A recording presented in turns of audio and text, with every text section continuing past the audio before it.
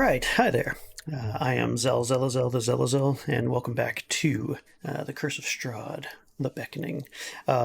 So I had this amazing idea where I thought I would record our session twice, half and half, once before the break, once after the break, and then completely not have my audio set up properly because I reset my computer and for whatever reason things defaulted to a way that didn't work. So everything on my end as the dungeon master, the one who literally talks the most, even if I'm not the dungeon master, I talk the most, it was muted, it was gone, no audio. So obviously I wasn't going to make my players play again the exact same thing that we had before. So what I'm going to do, I'm not going to try and dub myself, even though I probably, if I tried hard enough, I could maybe read my lips and figure out where I was. I'm just going to sum up this episode and, maybe put in a key few pieces there of their interactions of what's going on, just for a little context. So the last time on Curse of Strahd, The Beckoning, we had our players finally get to the Tesser Pool, just south of the West Gate and south of Vallaki, kind of in the midpoint, where they had the chance to hear Stanimir, one of the village elders, one of the encampment's elders, Vistani elders, basically tell them a story about how the Vistani people knew or understand their relationship with Strahd von Zarovich, and after which they had a few quick conversations, but mostly finally decided to meet the one and the only Madame Eva. Madame Eva taking the time to not only tell the fortunes of the entire group, but also the individual fates that they might have based on the cards that seem to have come to them. Madame Eva also had this fascinating little tidbit that she didn't really elaborate on when Ireena Kolyana, the daughter of the burgomaster in the village of Barovia, who they've been commissioned by her brother Ismark, the new burgomaster, theoretically anyway, of the village of Barovia, commissioned to steal and to shepherd Ireena away to Vallaki for her safety, for she apparently is not only has been bitten by Strahd, but is being pursued by her.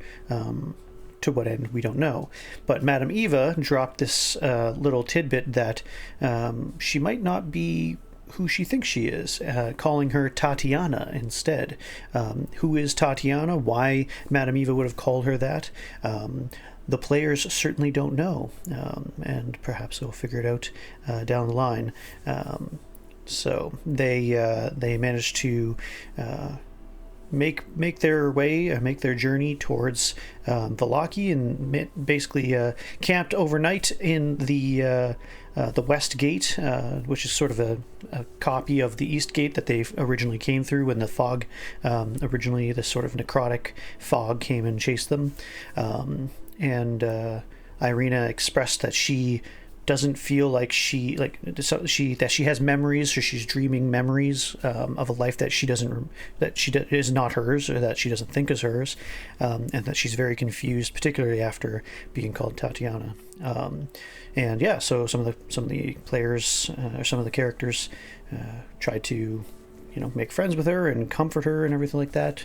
On the second day, as they're traveling, which, by the way, one of the reasons why they're traveling as fast as they can is because they had one of their fortunes is that there's a young girl, a Vistani girl, whom is supposed to be able to help them in their fight or in their quest against Strahd. But apparently she is in great danger, and they have maybe about 3 days to save her, and she suspects that it is somewhere in Lake Zarovich that this young Vistani girl needs to be saved. So they're kind of, against the clock here at this point. But as they are traveling the old Zvalich road, they come across three men who claimed to have their children missing, and are a little hesitant to, be chatting up or seeking out the women of the old mill, which they say, because they provide a lot of the food with their pies to some of the townspeople, that to anger them would possibly be to lose one of their food sources. So they'd rather somebody else mediate or go and talk with them. And so they continued looking for their children elsewhere as they were going back towards Vallaki. But now we continue our story as the characters start walking up to the old mill, and we'll go from there. The old Zvalich road transitioned a short jaunt behind you. From being a winding path through the Balanok Mountains, it has become a lazy trail that hugs the mountainside as it descends into a fog-filled valley. In the heart of the valley, you could barely make out a walled town near the shores of a great mountain lake, its waters dark and still. However, after meeting with three men in search of their missing children, a branch in the road reveals itself west to a point of high land, atop which is perched a dilapidated stone windmill, its warped wooden vanes turning pathetically. Beyond the windmill is a forest, and as you approach the top of the hill, you can see a ring of 4 squat megaliths just at the forest's edge. Dozens of ravens can be seen circling the air above the stones, as well as above the windmill itself. About to speak with the Juglords of Barovia. The onion-topped building leans forward to one side, as though trying to hunker for warmth beneath the stormy gray sky. You see gray brick walls and dirt-covered windows on the upper floors. A decrepit wooden platform encircles the windmill above a flimsy doorway leading to the building's interior. Perched on a wooden beam above the door is a familiar raven with a single blue feather in its wing. It hops about and squawks at you, seemingly agitated, and as you get closer, the raven above the door dives and pecks at some of your hair before flying off toward the rest of the ravens above. Ooh.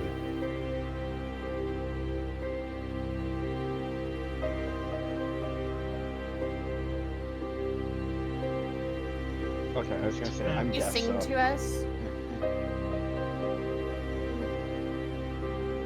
It was just up on a hill over there. Art is beautiful. Oh look, there I am rolling down now. I don't know how they're gonna mill their flour if their sails, blades of the windmill are not tattered. Yeah, they might need fixed. You wanna repair them for them? Ah, sure, why not? I got a crowbar and a rope. I can get up Well, there. at least that'll give us some leverage if they get mad at us and we're like, or if we just need to make a deal. I'll fix that if you give me a dream pie. No more dream Why? pies. No more dream pies. I've done my detox. Don't do drugs. Drugs are bad, okay? Okay. One of the things that the Okay. players had mentioned here is their desire not to have any more dream pies, feeling like, okay, that's obviously bad news and everything like that. And yet I described to them that regardless of their adamancy and their objective desire to not have any dream pies, the realization that this is where you could get some more does bring up some severe cravings.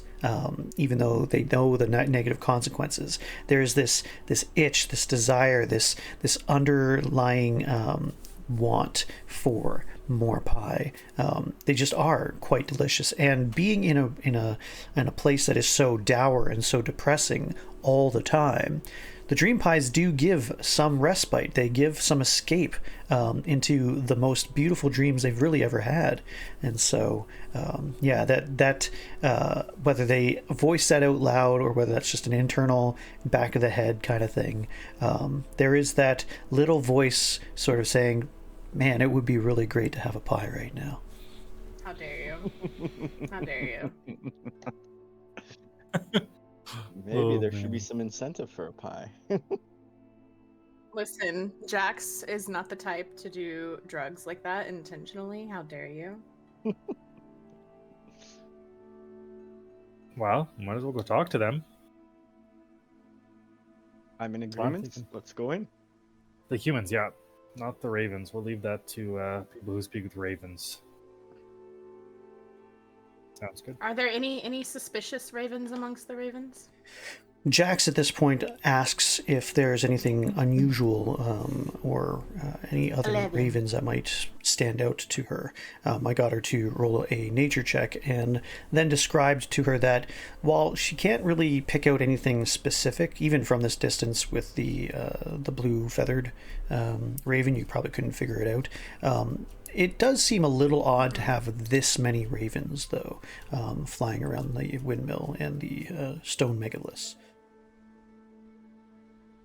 Jax, if there's nothing off to you, are you comfortable for us to head in there then? Yeah, let's go in. I'll be right behind you. Okay. I can lead the way and knock on the door.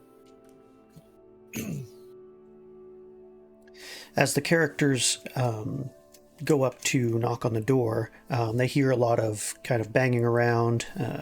There's some shuffling and everything like that. And then after about a minute, somebody calls out and asks if that's you, Granny. No, this is not Granny. This is Zoltan Mordred III. As Zoltan says his name, announcing himself, there's another pause and then sort of a shock that there is anybody other than Granny or somebody else that they might know coming to the door. There's a bit more shuffling that happens before the window of the door finally opens and reveals the face of a middle-aged young woman, a brunette woman with sort of reasonably fair features, except there's something particularly odd about her. She has her left eye that is sort of pointing inward, just sort of a lazy eye, if you will. And this ends up, of course, being something of a hilarity that Zoltan just can't, Scantman can't stop poking at. And some of the others follow in, and others get a little, stop bothering the person with the lazy eye kind of thing. So it is pretty funny though. Way to be rude, Zoltan. Come on. How does she know I'm looking at it if it's looking at her nose and not me? Wow, that's fucked up. Wow. I'm offended for anybody with the lazy eye right now. Wow. Oh, whatever. I'm not one to take offense, so I don't really care. Oh my god. We are searching for some missing children, my companions and I. You wouldn't happen to have seen any around here, have you? Definitely hard to see when your nose is looking the wrong way. I mean, your eyes looking the wrong way. I am gonna smack you, Zoltan.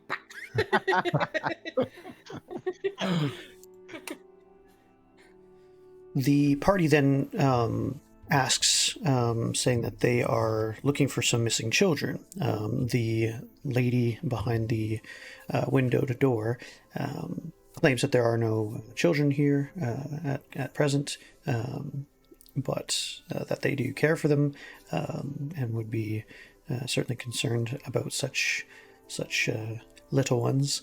At which point Lunaris and Zoltan and I believe a few others try to see if there is anything untoward being spoken here, and whether or not the lady is lying. And so they barely pass. One of them, I think, barely passes their their insight roll, but only because my deception roll was absolutely atrocious as well. So we all rolled really low, but they just happened to roll a little higher than me. And they did find out that at least something is off here, whether she seems to be hiding something in general. So we continue from there. Zoltan, do you have anything else to say? I'm thinking you should say something else because I am distracted at the moment, Michael said. So, Inquire because I about have the no idea pies. that anything else is going on here. Mm. Guys, what do you see?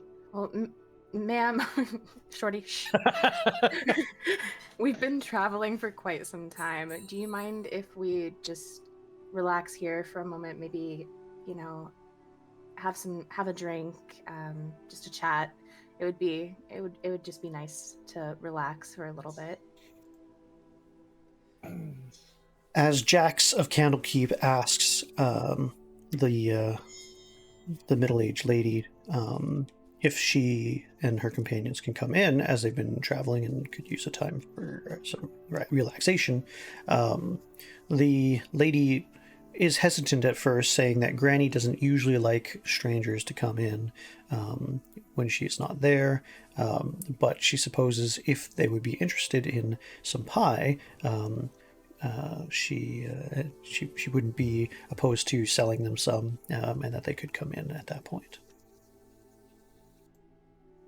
Well, Grimbold here sure loves pies, so I'm sure that Yeah. we can take you up on Pies? that offer. I'll take a Grimbald pie. loves pie. Grimbald loves pie, but I know I'm not hungry, but we could buy some pie and maybe we could take it on the road with us for later. Exactly. Yeah. At the mention of a halfling in particular, but somebody who would love a pie, she throws open the doors graciously, and at first witnessing or seeing Grimbold, almost seeming to mistake him for a child, she gleefully, pinches his cheeks and then welcomes them all in, rushing to tidy up and, of course, get a fresh pie without forgetting to get a gold piece for that pie, which I believe they get 2 sold to them. So one for Grimble to eat there and then, under her watchful eye, and another for Jax to hold on to another time. This is not the child we're looking for. So as we're going in, because I noticed that she had been like looking around and looking up, I want to try and take note of the places that I saw her looking. Just so would that be like perception that I'm gonna roll for that, or okay? Better save. Oh, shot. yes. So. Well, I was picked up and thrown onto the air. So I don't know. Picked up and thrown. Oh my. What is happening here? So that'll be an 18 Oh, I was moving. on perception. Oh. As the party does come in to the windmill, it's not really a home, or it doesn't seem to be. It's actually looks like it's been created as a makeshift kitchen. There's a stone or brick rather fireplace or oven that's currently cooking. There is lots of flour and sort of dust and what have you all over the place. A bag of bones, it seems, with animal bones and pieces of pie crust or dough kind of strewn about. There's a few waste bins there as well. Jax looks to see what might be going on upstairs, as she noticed that the lady did kind of do a double take, looking up and sort of to the left, and she does hear something or someone rummaging around upstairs. Would I be able to make an insight roll here? My question is, this is more directed at you, Michael, than at her, is... from what we know, it seems like they do fairly well in business, but it seems like their earnings may or may not actually be going to them. Like, I'm trying to figure out, do they have somebody who's receiving all their money instead of it going to better them and their business? And at the other time, Zoltan sort of recognizes that the state of this place, the building itself, considering they do appear to make a good deal of money selling these pies, or at least a significant amount, based in comparison to the rest of the villagers that he's met in Barovia and such, that he would sort of expect them to be living in a slightly better accommodation, and his suspicion is sort of, it seems to be justly Okay. concluded upon. So that's where we go from there. More in the merchant class than Mhm. working class, like that. I'm gonna try and, I don't know if Grim will notice, but given our experience with the pies, subtly just like eye Grim to convey to him, hey, like, please remember what that pie is. Like, you're supposed to be sneaky. Do what you need to do, you know? So. Why Grim? you reading my mind? No, I'm using my sleight of hand. Oh. And it's a failure, because I got a 5. Oh my god, Grim! You're gonna look sneered on your face. Even worse. 4. We're off to a great start. We're gonna die. This is a We're all- great pie. Nom, nom, nom, nom. You have You got inspiration? anything to water this pie down with? It's really dry. Jax just kind of closes her eyes and rubs her temples a little bit. So as this goes on, obviously Jax has kind of expressed an intent to have Grimbold not eat some pie. That, of course, there's dangers there, and it seems, at least to those who are watching her, that the lady seems very clearly watching I was about to say everything that a bite of Grimbold is pie. doing, and so it seems like they need And to come up with another I did like plan that. to Not yet. to Close. distract the lady. God, Grim, I swear to God.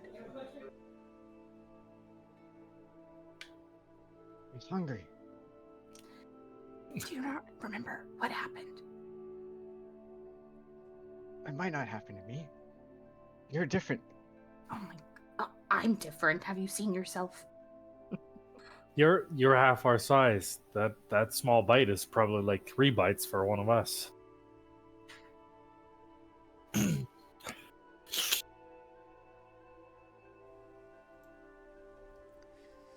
Eventually, the woman finally introduces herself as Bella, and she calls out to her sister, who is upstairs and kind of is clearly doing something or cleaning something. They can't quite tell from where they are.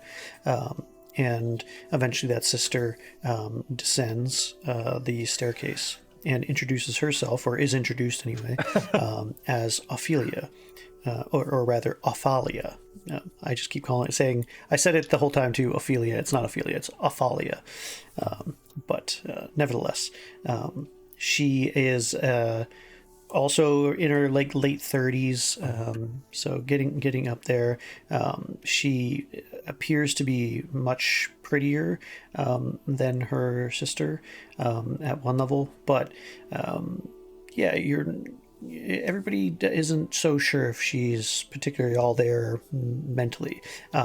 But what again seems to catch her notice instantly is the halfling, and not unlike her sister, she rushes down and pinches Grimbold's cheeks, and I'll move out of her way. starts to cuddle him at Help some me! point. Help me! Very, Nope, I'm moving. very Have fun. lovingly upon him. Very, touchy-feely, if you will. Jax is just like snickering, watching. Yeah, he's real cute, isn't he? Jax says as she like ruffles his hair, kind of too roughly. Hey, stop that. I'm curious. I think I'm gonna winter to whisper to Zoltan to see if it's a good idea to sneak upstairs. Because I would do it myself, but I can't. I'm already a few steps up there. Oh goodness. Oh, hang on a second. Are you? You wouldn't happen to have passed without trace, would you, Lunaris? You're not that kind of cleric, are you? No. Okay. Uh, He could be. Um, They could be playing a trickery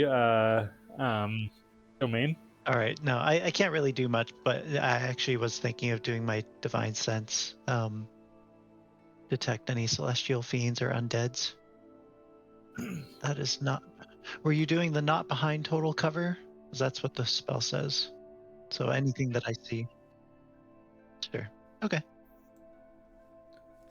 As Grimbold is sort of smothered with affection of one kind or another by Bella and Athalia, Lunaris sort of mentions or motions for Zoltan to consider going upstairs, sneaking around, and seeing if there's anybody or anything upstairs that might be amiss.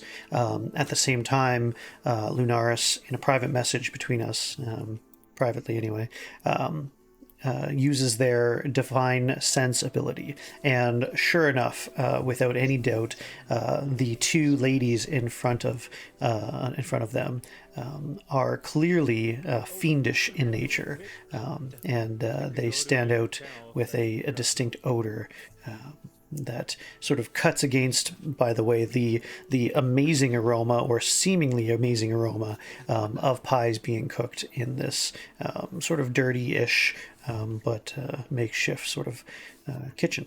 So, yeah. Okay. All right. One moment here. So I would like to also do something. Before me. Yeah. Okay. I'm gonna use the Prestidigitation. yeah, that There one. you go. That one. To create. Oh, what do I want to do? Is there anything in the oven?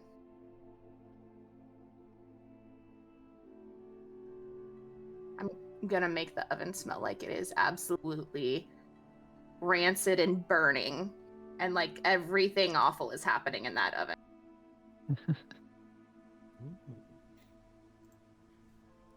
So Jax of Candlekeep, seeing what Lunaris and Zoltan are partially coming up with and thinking of, they decide to...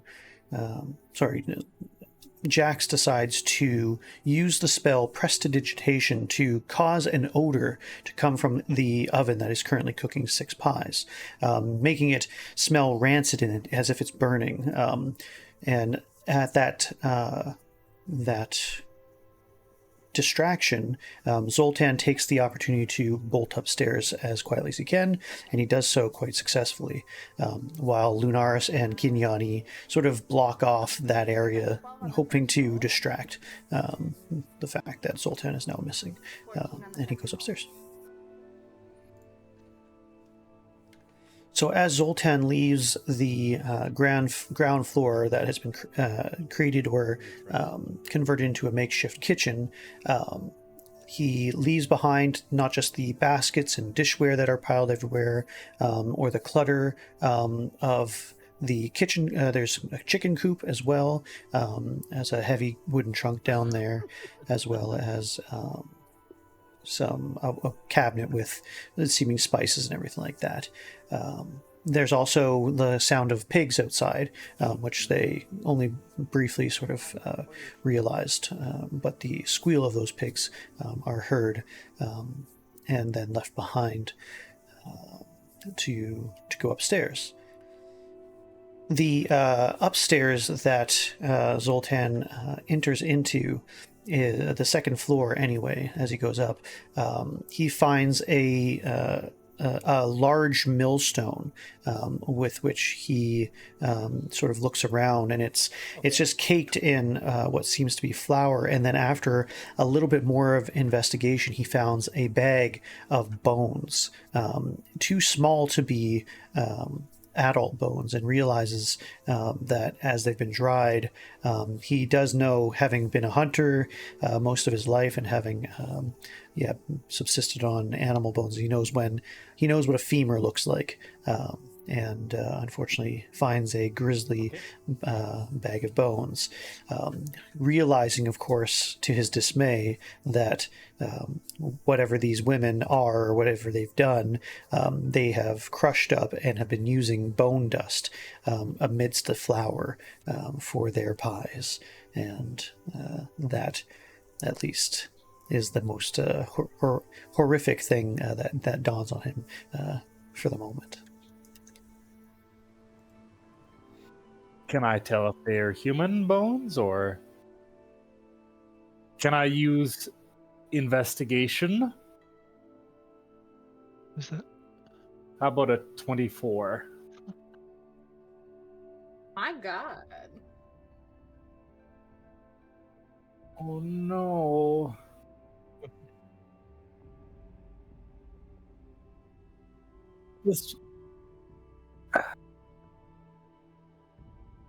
This white powder isn't flour? Are you telling me I ate a child? Don't know. No! I feel kind of sick to my stomach now. This Oh, we pie's don't know this delicious. yet. Only My Zoltan God. knows this right now.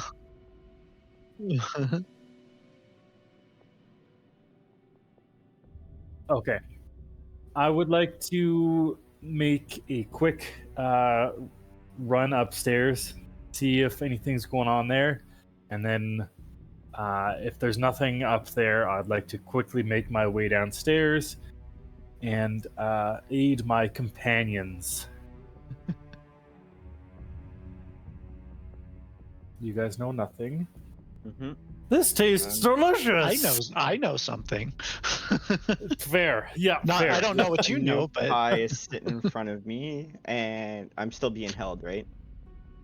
yeah. Caressed. Yeah. Correct. Correct. Whatever she's doing He's to like, booba, and I'm just like me. Watching. snickering. As Zoltan is upstairs dealing with the horror of the revelation that what these pies are made of at least contains in one of the ingredients the bone dust of children, he do you finds mean? the caress of Athalia becoming more and more intense as she seems to grip him tighter and tighter. All right. Your I'm nails, going- they're digging into my shoulder. So what is? I'm assuming I can't see her face. Oh, I said, Ophalia, I think it's time that you let Grim breathe a little bit. He needs to take a breath of air.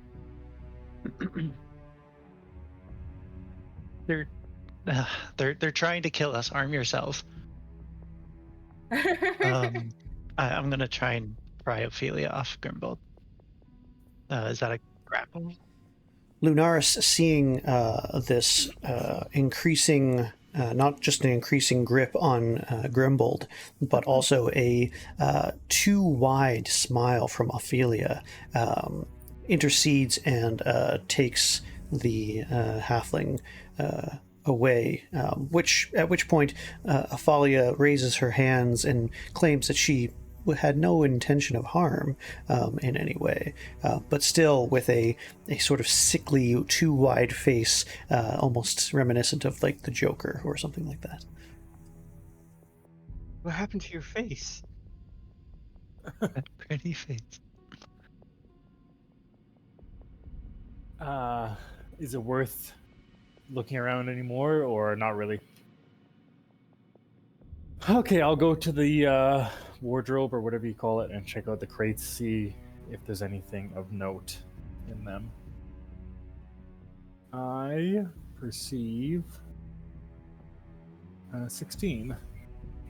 As the attention increases downstairs, Zoltan reaches the third floor, which appears to be a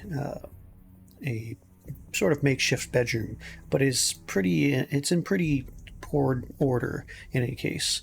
In particular, in a rotting wooden closet are 3 crates stacked one atop another, the small doors that are with small doors set inside them. Next to the closet is a heap of discarded clothing. A ladder climbs to a wooden trapdoor in the 9-foot high ceiling where he is, and an overly large bed with a tattered canopy stands nearby and looks to have been hastily made. Deciding to take a quick gander at the crates in the closet, Zoltan finds that the top 2 are empty, but at the bottom, as he opens up one of the doors, he finds inside a small toad, which he sort of puts 2 and 2 together and realizes that perhaps this is in fact a polymorphed child. And so he explains that he will be right back and to stay there and be safe to the toad before he continues on. So, being a man who doesn't know much about this, would Zoltan assume, or would I be able to assume that somebody has been polymorphed into a toad, or am I not smart to figure that out? I'm not versed in anything like that, but I Your have seen my intelligence is fair 16. share. Is there some kind of roll? Okay, first roll is a 15. 15 is the highest. Okay. I'll say, you sit tight here. And I'm thinking to myself, why am I talking to a toad as I'm saying this? Not entirely sure what's going on, but I'll say to the toad, you sit tight here. No harm will come to you. I'll be right back. I'm going to run up that ladder to that latch or that hatch real quick. And then try to make my way downstairs as quickly as I can after that. Quickly climbing the ladder to see what's in the attic, he sees nothing but a few old pieces that might have gone for repairs to the windmill, but otherwise there's really nothing of note that Zoltan sees in the attic of the windmill. Okay, well, I will head back downstairs. I'll say to the toad, I'll be right back. I'm going to check on my companions because they are with those 2 ladies, which I'm sure you've had your an unfortunate encounter with them already. As Zoltan rejoins his companions downstairs, the group confronts the ladies finally about the magical effects of their pie, not just the nice dreaming, but particularly the nightmares and the desire, the addictiveness behind the pies. They don't know what Zoltan really knows about what magics are employed to make those pies, or at least one of the ingredients that seems to be a part of that. However, Bella, we did they not also come here are to confronted fight, by but Lunaris about their not you being have an human, that affinity they're for fiends, children. in fact, We're looking for children, as well and we as know about their the pie. apparent And you're not enjoyment or human. desire of children being very suspicious in that they finally want to understand what's going on. Through a measure of investigation and deliberation, it is revealed that the women do, in fact, tend to legally procure children. What was not known by Bella, however, is that Ophalia had received 3 children from a couple that weren't actually of their own. And so they realize that this puts them in something of a sticky situation, saying that they would be perfectly happy to make a deal with them, that they can relinquish the lives of the children, although, it's great cost to them, so long as they, with some magical binding and their word, never reveal to anybody the nature of who these women are, nor of the product that they create. Thinking that this is a perfectly reasonable offer, they propose this to the party of rather morally high character, and the result is what it would be expected, I suppose. What is a perfectly legal manner to purchase children Right. in your eyes? And how is that not evil?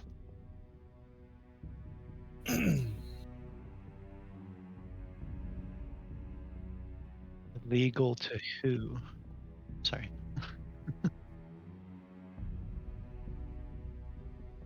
Sounds like a lawful evil. Lawful evil. So, Lawful evil. if we were to make a deal with you, what would you want to give us? What do you have to offer us for a deal? Because it seems like you don't have anything to offer us. However, I don't believe that I, or everything that I stand for, can condone the obtaining of ingredients as human beings, children, for any deal.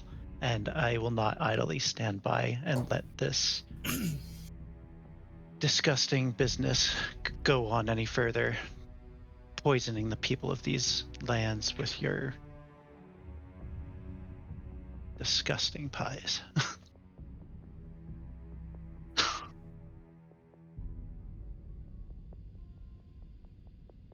Where do you keep the children, Ophalia?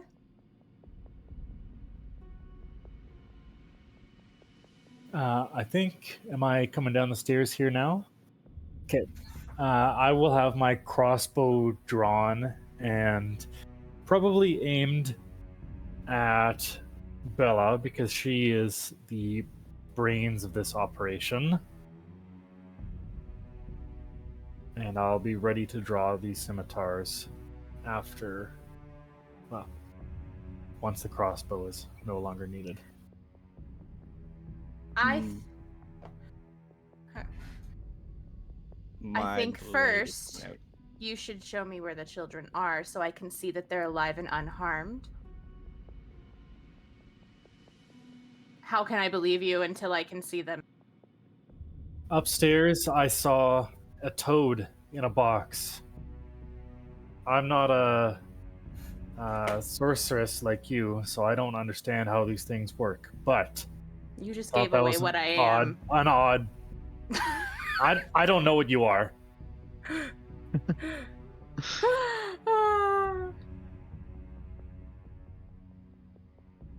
They're unharmed, but they are unwell also.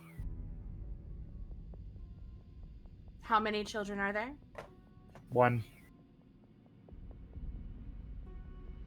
So I only saw the one up there. You found one upstairs, you said, Zoltan. That's correct. Where are the others, Bella? We'll have a We do deal not. when you tell me where the others are. No, that's not the answer. Finally, pestering and bothering Bella and Ophalia to no end, Jax extracts the location of the children. Not just the one child who had been polymorphed into a toad upstairs on the third floor bedroom, but also revealing that the pigs outside are the ingredients of the pie after all, and that clearly the children have also been, the other two children have been polymorphed into pigs in the pig pen.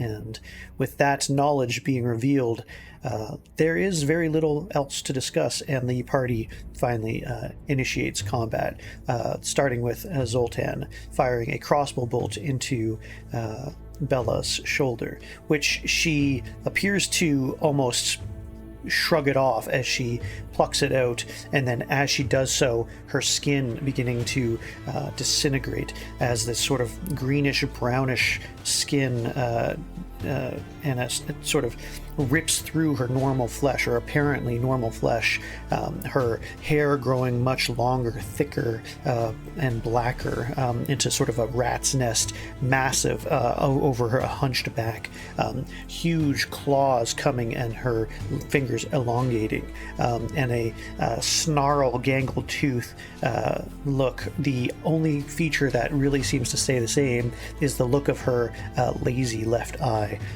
as she snarls and cackles with her new appearance, standing at about 8 feet tall almost. It is not long until the beauty of Ophalia also melts away, her flesh sort of dripping and almost like melting off of her body. A similar hue of color, and even her hair looks fairly much the same, except it grows longer and longer, so long in fact that it covers her face and her chest full of hair, her breasts practically peeking through underneath the hair, as her clothes become tatters, and a snarly, almost unibrowed face cackles along with her sister, also a hunch with elongated fingers and claws being seen and threatening them.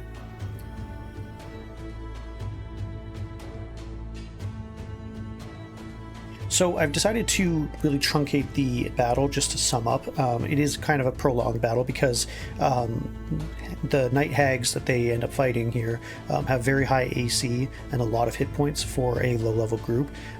It gets a little dicey for some of the characters, but they actually handled the encounter fairly well.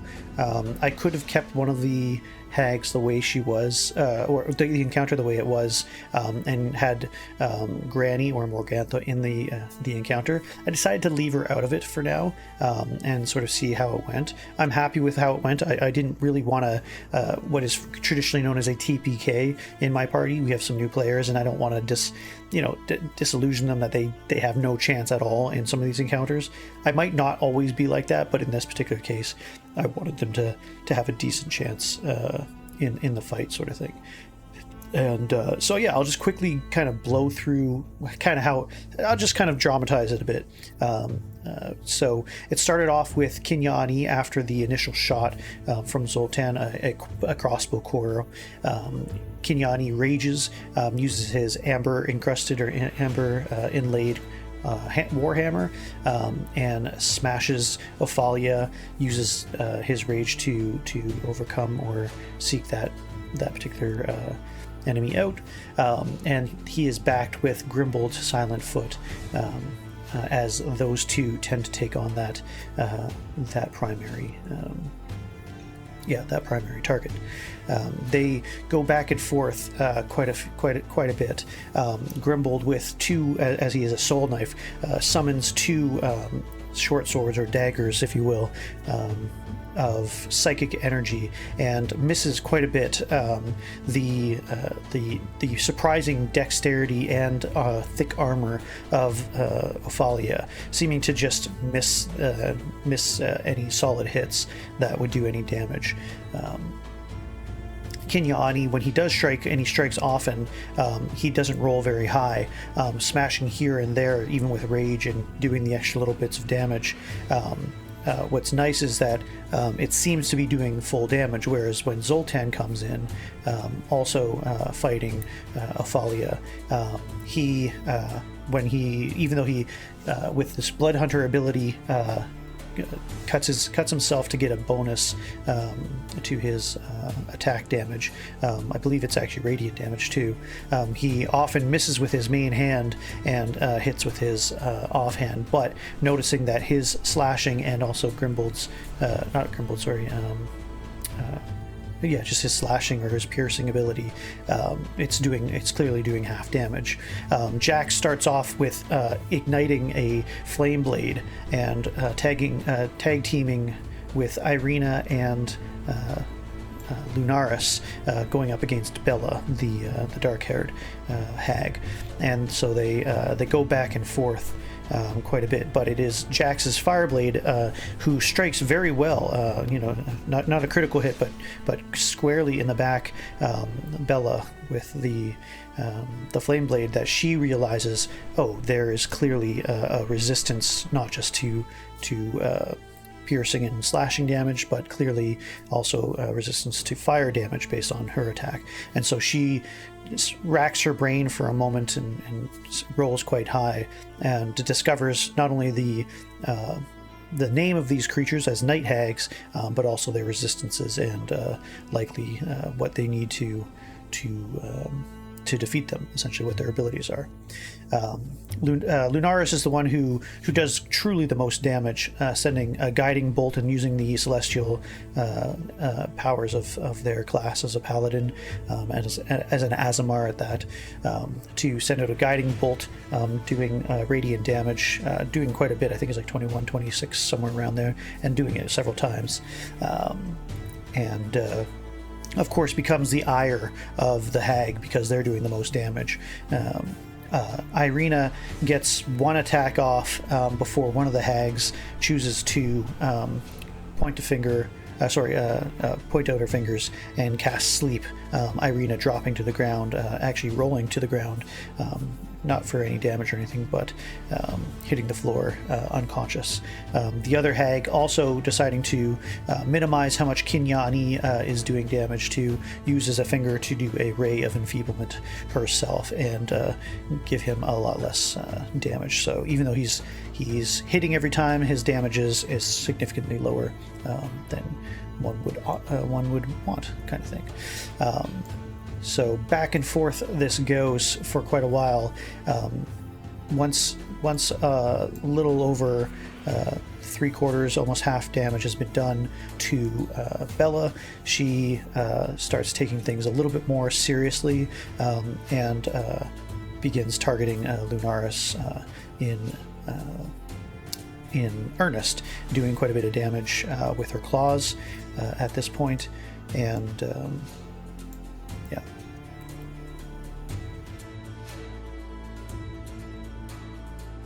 Ophalia, also recognizing that she's not actually getting all that hurt from Grimbold, Zoltan, and Kinyani, seeing her sister in trouble as she's lowered by half damage, and seeing the sorceress as the next threat, rakes down her claws, nearly one-shotting Jax of Candlekeep, who eventually uses a disengage action so that they can get some distance and attack from afar.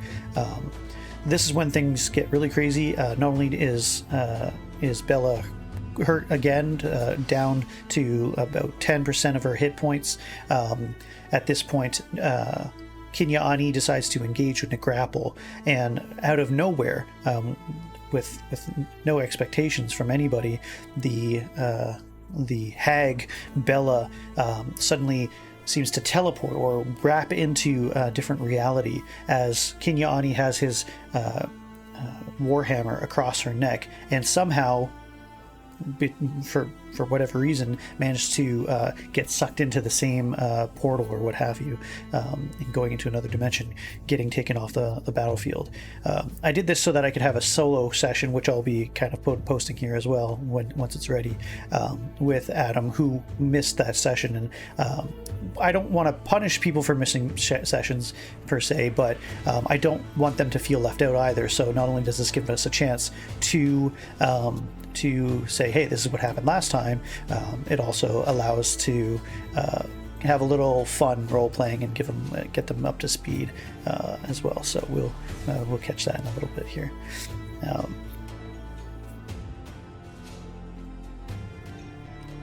As we're just before the sister takes off, not wanting them to to get away with the damage that they've done to their sister, Ophalia stretches out an arm and out of her hand sprouts 3 bolts of magical energy using magic missile, sending them squarely into Jax of Candlekeep, causing her to be rendered unconscious and have to start rolling death saving throws.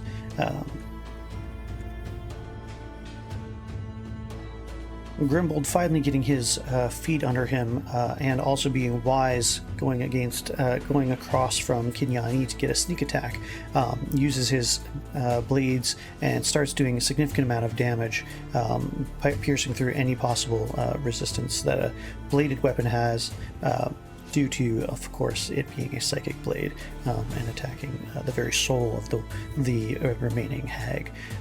This, unfortunately, does lead to a level of great anger from Ophalia, and she starts attacking Grimbold himself.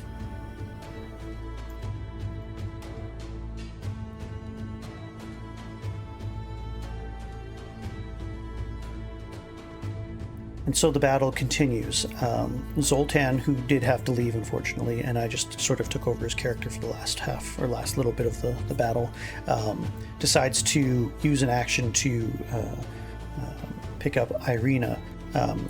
As she realizes what's going on, and that there are people missing, but also that Jax is down, Ireena comes over to Jax of Candlekeep and quickly removes a healer's kit from their belt pouch and attends to the wounds of Jax of Candlekeep, raising her hit points as well as getting her up back on the battlefield. Jax of Candlekeep, instead of using a flame blade, reignites it, but this time uses her sorcery points to alter the composition of her spell, and instead of flames, a viscous liquid of acid erupts in a sort of sword-like form. And she starts attacking Ophalia, who at this point seems to cry out for her sister, as Grimbold and his sneak attacks, as well as eventually Zoltan, and particularly the celestial energy of Lunaris Lenente, start to beat down the last combatant. It takes several minutes of hard fighting, getting through a tough hide, and a shockingly skilled hag who has great dexterity to overcome her, but no help comes from Bella, the hag's sister, Ophalia's sister, and maybe more concerning, it seems that Kinya Ani is also missing as well. So the battle ends. At least the current hags of this tower have been vanquished, and we'll pick it up next time on the Curse of Strahd, the Beckoning. I'll catch you next time.